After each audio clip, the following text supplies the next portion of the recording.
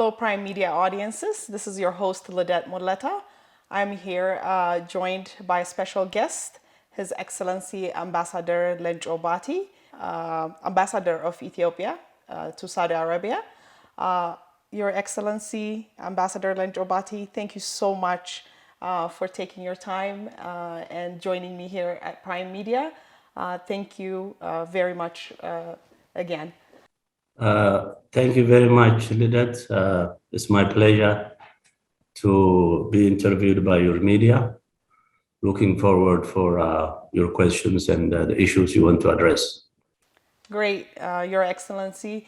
In the last month or so, we have seen thousands of Ethiopians returning from Saudi Arabia. This has been a topic that has been discussed a lot over the past year about Ethiopians stranded in Saudi Arabia, and a lot of citizens, concerned citizens, both in the Ethiopia and the diaspora, have been advocating for their return.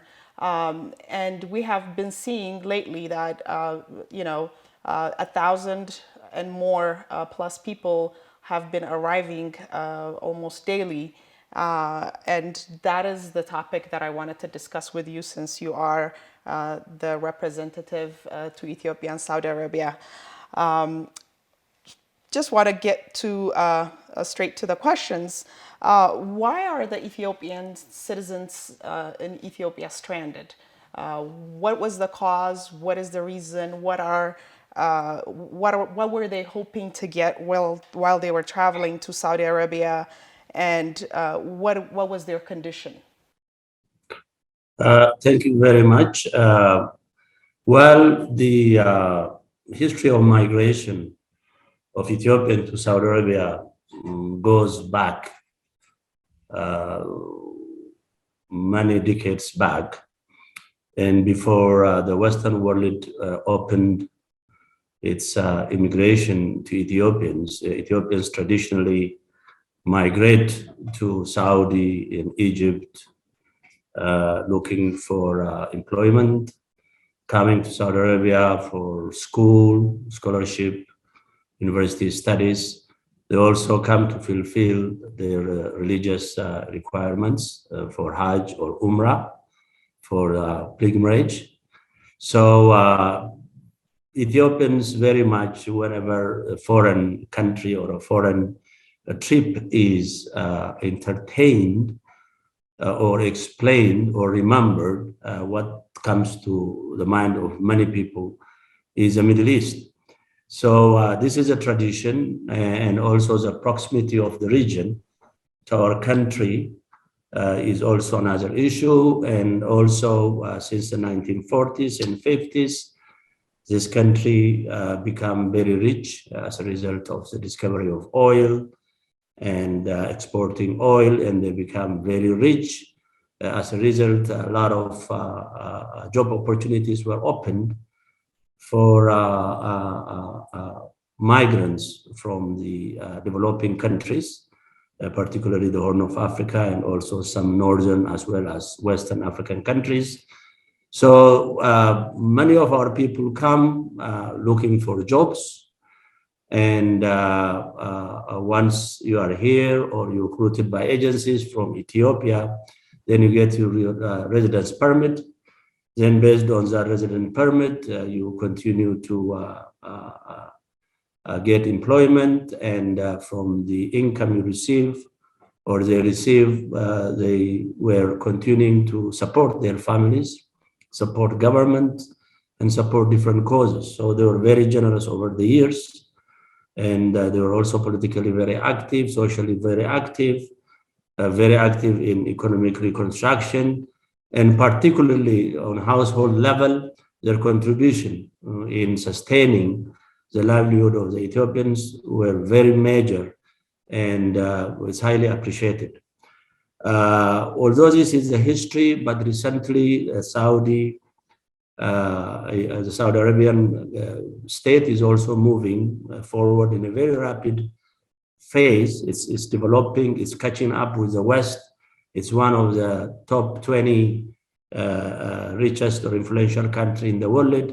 And in a few years, they want to even become in one of the top 10. So there is this program called Saudization.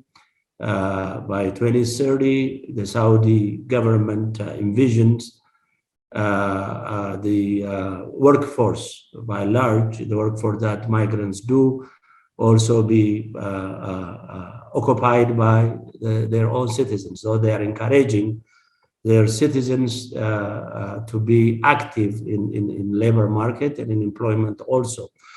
So they have this program. At the same time also, as I said, modernization is taking place in a very rapid way.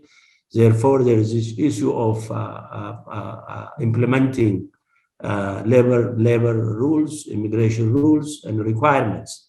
So therefore, in the past, they were a little bit lenient in accommodating, these expatriates who violates this residency requirement or labor law, or who cross here illegally over the border and seek employment. But now they decided that any person, any expatriates who is willing to reside and work here must be legalized and must be a legal person.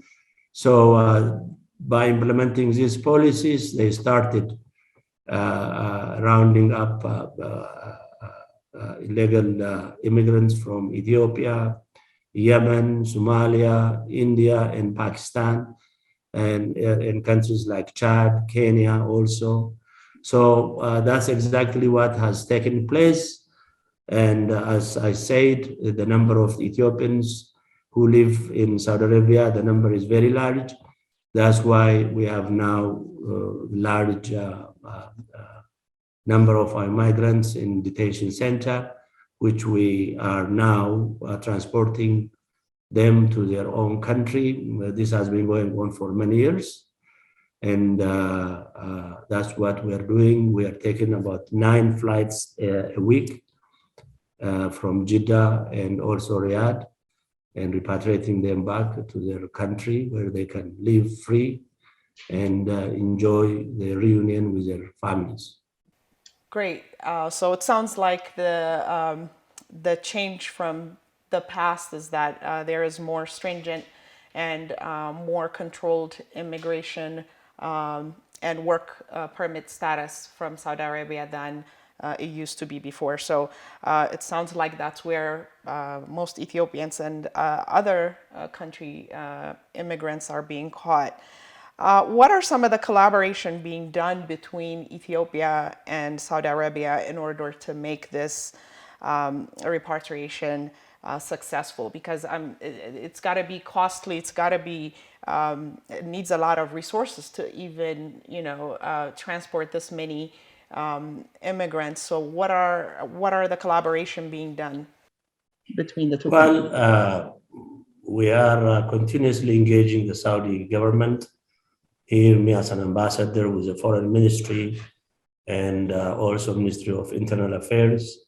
Our foreign ministry also in Addis engages with the Saudi embassy and also our high-level leadership in the level of ministry, and the Prime Minister also continue to talk to the leaders of this country.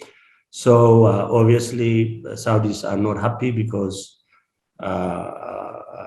we are not transporting large number that they want to see. This is because we faced a war in the northern part of our country, the war that we never anticipated.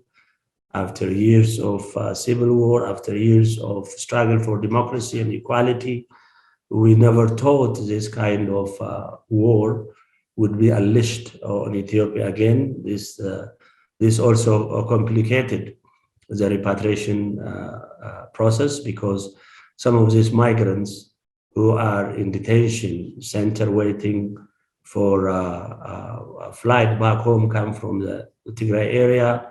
Some of them also come from the Amhara area. The other large number comes from Oromia in the southern area, the Gurage and the Silti area. These are the geographic locations where most of the expatriates originates from. So because of the war in the north, both in Tigray region, also in the Amhara region, it is difficult for these returnees to go to their village or join their families in the city or in the countryside. This also delayed the process. Obviously, this did not make the Saudis happy. And also the drought in the lowlands of the Somali or Oromia region, part of the Afar also complicated the situation. So despite all these difficulties that the Ethiopian government is facing, our government is doing its level best to return these expatriates to their country and live in dignity and join their families.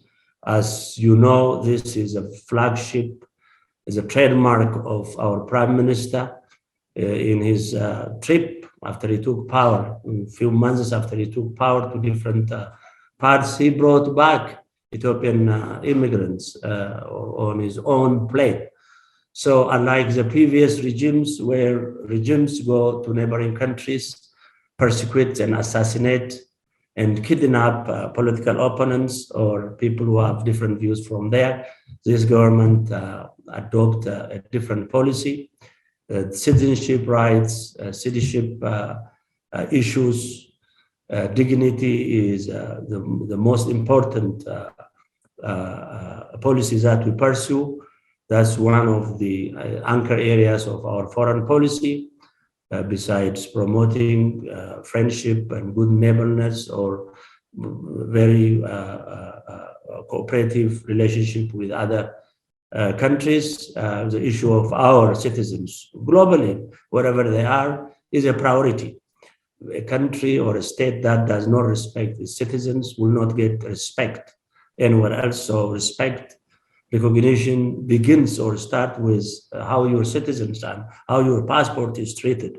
So this government is aware, so it's doing its level best, but because of some of the challenges, we have not implemented the process of repatriation with the speed and the size we want, and also the Saudis want.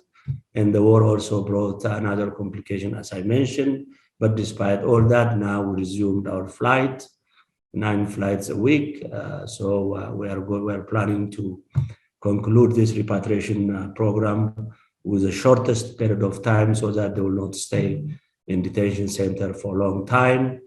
That's what we are doing. Our entire staff, local staff, as well as our diplomatic staff is working very hard, putting the data together, preparing the travel documents, and also making arrangement to their respective villages and cities and provinces to which our expatriates travel to after they arrive at Addis. At the same time, receiving these people in Addis and sheltering them, finding them transportation and arranging a trip to the country is also another coordination that we are putting together. So it's a very difficult job, a tough job. It's easy to criticize, but at the same time, there's a lot of details, a lot of burden that have been really put on the Ethiopian government, our embassy here. And I think the government should be appreciated. The embassy should be appreciated.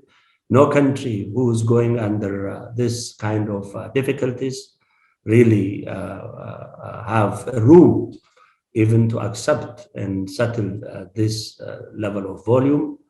But these people don't have any other country. Ethiopia is their only country. So they have a right to be returned because we are, as I said, citizen rights, citizens' dignity, and protection is our priority number one in our foreign policy pursuit. So that's why we're working very hard to make this flight faster and also have this dignified return to their own home country. Thank you, Your Excellency. Obviously, I mean, not just what's particularly happening to Ethiopia in regards to some challenges with the conflict, But even around the world, with COVID and with other economical and conflict issues that's happening in the world, I mean, as of today, the United States is struggling to provide formula for babies. So we are in that type of environment, and to see that the Ethiopian government is committed to returning this many citizens, 9 flights a week, is very, very impressive, and obviously takes a lot of work.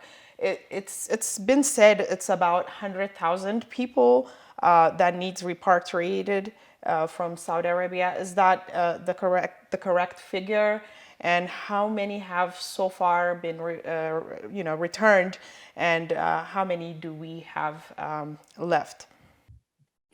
Well, thank you very much again. Right after I came, we repatriated about 44,000 expatriates within a short period of time. Then, as I said, because of the war, these regular flights has been halted, or we stopped for a while until we opened it about more than a month ago. From Jeddah and Riyadh combined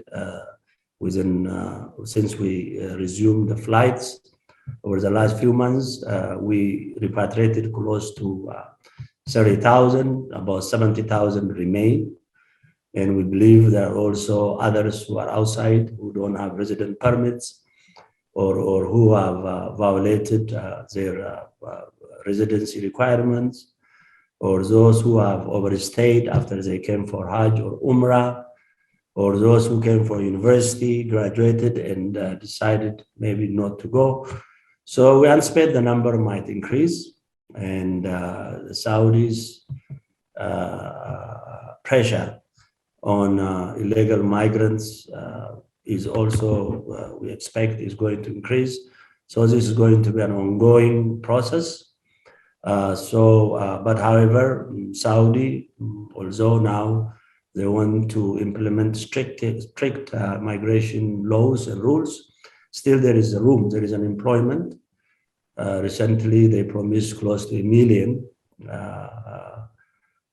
employment to our people, to our country, but it has to be in a legal way. They must come in legal way. There is a lot of other corrective measures that we need to take. There is also human traffickers in this process.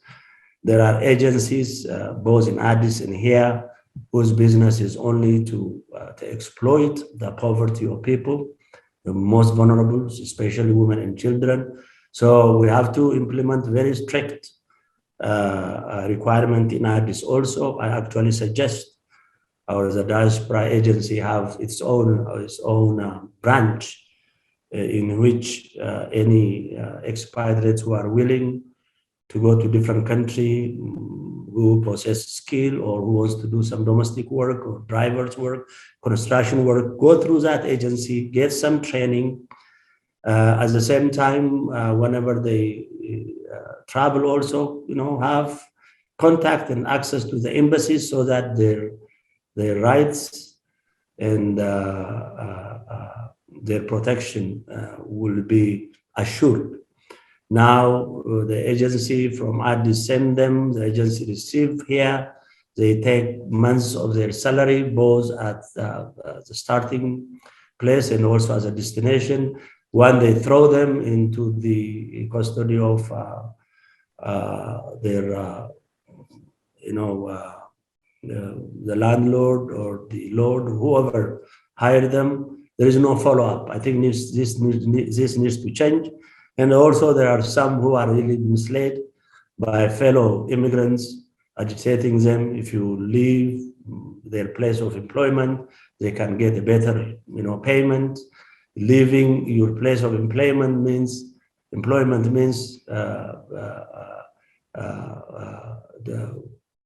destroying your iqama or residency permits. So that is also a violation, a breach of residency requirements. So automatically, when you leave your labor area or you run away from your employer, you become illegal. That means you are subject for police harassment and detentions, and eventually also deportation. So we need to work in all this area.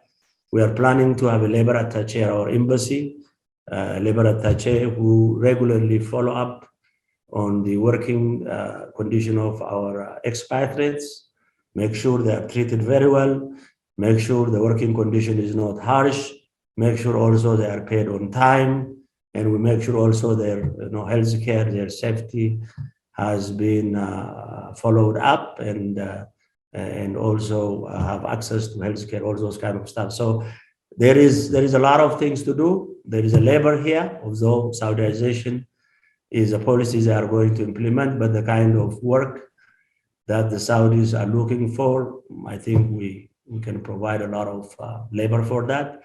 But the only way to come to this country is through legal means and also stay legal. The payment, you can negotiate the working condition. As I said, the embassy can negotiate enforcing the employer to pay their salaries. We can also enforce.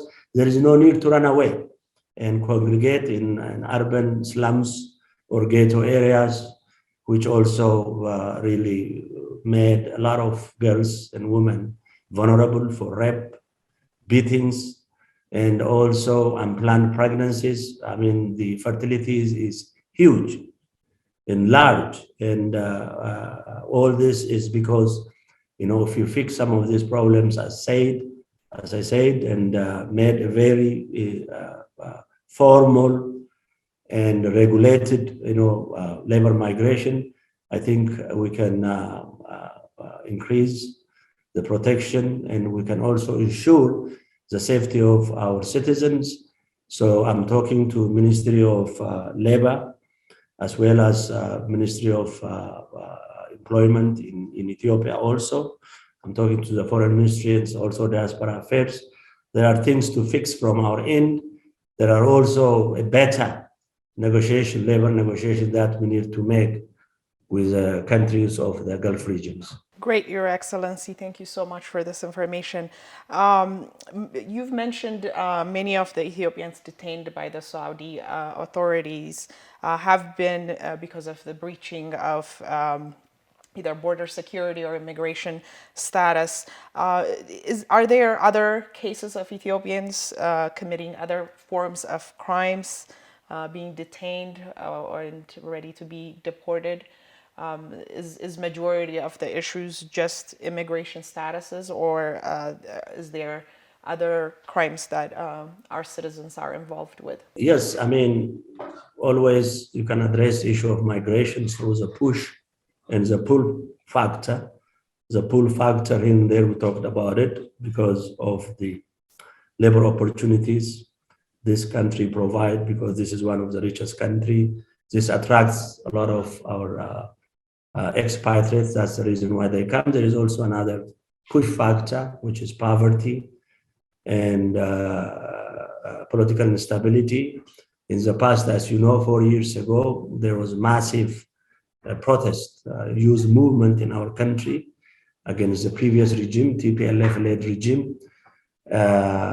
So therefore, there is massive crackdown and persecution on the youth, especially the Oromo youth and the Amhara youth.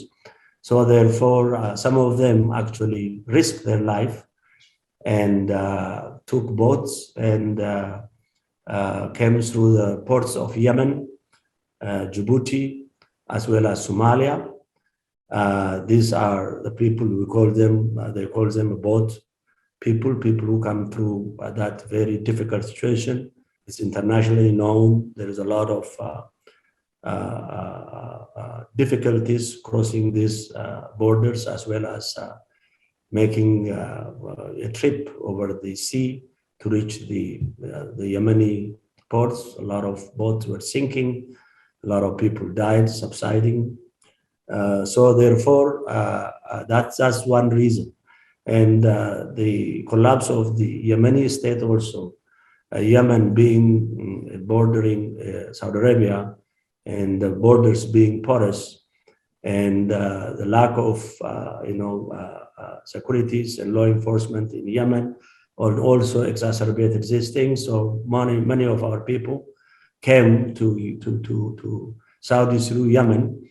And because of the conflict between Yemen and Saudi, the Saudi government also considered this as one of their national security concern, because some rebels and Houthis can sneak through this crowd. So therefore, they put a very harsh border control, and also they put a very intensive searching of illegal immigrants in their cities. So that's one reason. The collapse of Yemen, the political insecurity during the TPLF era also made many of our youth to flee from their countries. These are, beside employment, this is one factor. As I said, human traffickers. In Addis, there are a lot of agencies and very brutal and cruel human traffickers who are really make life in exploiting the life of people, showing them videos, deceiving them, and kind of convincing them to take this difficult trip by paying a lot of money. Some of them have to mobilize money from their parents, from their neighbors or relatives abroad. And actually, if they use that money as a seed money to start some business in the country, they can be even better off. So we have to do some education also in our side, through our media, through newspapers, through some theaters, and through using some influential artists to make sure to advise our youth. This is a very difficult venue, a very difficult step to take. If they want to immigrate, if they are looking for a job, they can come here through legal means. The job is very available. So these are some of the areas. It's a complex situation. Great, thank you, Your Excellency.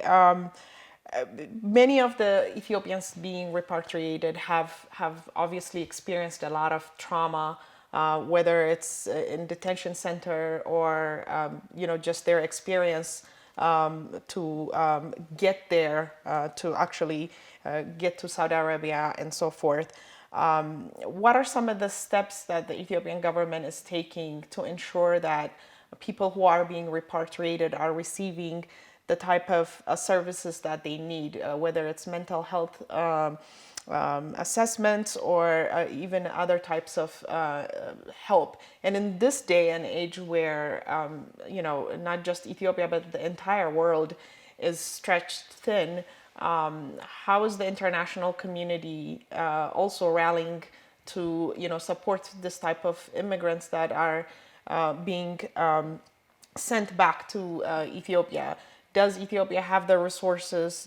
Does Ethiopia have partners to support her in this plight? And what are some of the things that the government is doing to ensure that these people are not just returning to Ethiopia, but integrated into the community appropriately? Thank you very much. This is also a very good question. And as I said, this is a very complex issue because our expatriates are subjected to many difficulties, both on their way here and also during their time, the longer time in detention center. The government is aware of this. As a result, they put together a committee of 16 agencies, ministries, and other agencies also, to make sure some of the concerns you raised, issue of mental health, issues of finding their relatives and families appropriately, helping them, some of them are trying to integrate them into the community, finding them jobs, and also help them in the areas of mental health. So these 16 agencies that the government put together to tackle some of these challenges in Addis are embarked on some of the concerns that you raised.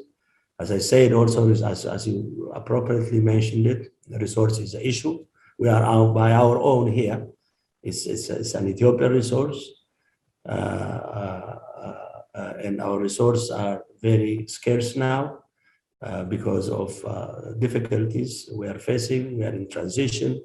Ethiopia is a very hopeful country, a lot of resources, very dynamic societies, but there is a lot of external as well as internal sabotage. Whenever Ethiopia wants to move forward, there is also this unfortunate scenarios that push trying to pull our countries back or halt its progress. So I'm very hopeful that our country will move forward, will overcome these problems. We will develop in a very short period of time. We have the resources. There is a will from the state, from the government, very ambitious policy to move this country forward. I'm very confident in a very short period of time, we can overcome some of these, our developmental challenges and tackle poverty and make sure our citizens, wherever in the world, will walk around with their heads up with full pride. So, as I said, the government in Addis is doing their best to make sure this process of reintegration takes place appropriately, but resource is the issue. Although we have a meager resources, nothing is more important than the dignity of our citizens. So we are allocating whatever money we have to mitigate some of these challenges we are facing now. Thank you, Your Excellency. These are all the questions I have for this half an hour segment. I really appreciate you taking your time from your busy schedule and joining me here at Prime Media. And on behalf of my audiences, I would like to also thank you for the job that you're doing in repatriating our citizens back to Ethiopia. Thank you so much for your time. Thank you, Lidet, also for making me a guest in your show. I also very much appreciate your contribution after you return back to your native country after years of exile in the United States. Your contribution is very significant. And if we all do things like this, instead of just pointing finger into the faults that we see, there is no country, there is no state that is fault proof, but trying to help, trying to play our role, our share, eventually this will come together and make a difference. So I also really appreciate the sacrifice and the contribution you are making in order to promote and make this transition very successful. It's not only you appreciate me, I also appreciate your effort. Thank you. Thank you so much. Prime Media audiences, this is my half an hour with His Excellency Ambassador Lench Obati. Thank you very much for joining us.